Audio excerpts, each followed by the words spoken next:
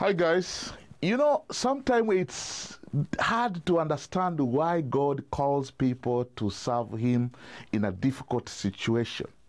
I remember one day we planted a church in a village, a Muslim village, and we took a pastor and sent him there to take care of that church. In that village, the people in the village, they said, we don't want a church here. But anyway, we had a church there and the pastor was there.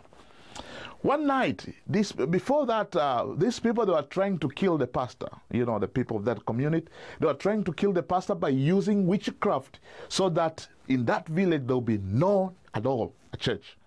But because this pastor was very prayerful, he was very strong, praying, you know, and God's power was really surrounding him, these witch doctors, they could not kill him. And they thought, we are not able to kill him by witchcraft, we're going to kill him by force.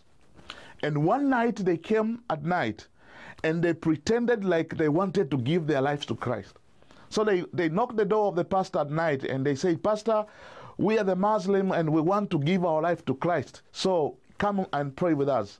So the pastor was very excited, you know, getting people coming to a home at night, want to pray to receive salvation. So he went outside to pray for them.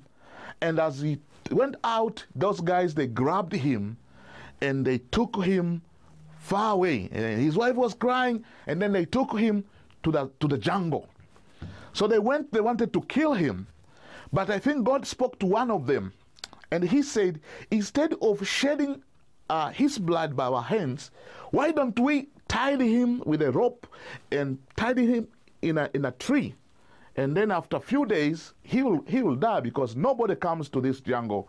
Of course, he will die. So finally, they agreed that instead of killing him, they took off the clothes, so he was naked. They tied him with the ropes in a tree, and just left him. And the pastor was there for 4 days. And it was a group of men, we call them the Maasai. Normally these people, they don't stay in a home. They don't have one spot. They normally go around and feeding their cows. So they were feeding their cows in this jungle. And all of a sudden, one of them, as he was walking, looking for fruits to eat, he found this pastor was tied up on the tree. And he felt he was dead because this pastor was out of conscious. So he called his friends, and then finally they realized he was not dead. They took him to the next village to ask him if anybody knows him. Nobody knew him. And finally they took him to the police. And where we got the news, and we went to the police, we took him to the hospital. For 4 days he has been there, out of conscious. He was conscienceless. So he was taken to the hospital, hospitalized, and he was being treated. After 2 weeks, then he was released to go from the hospital.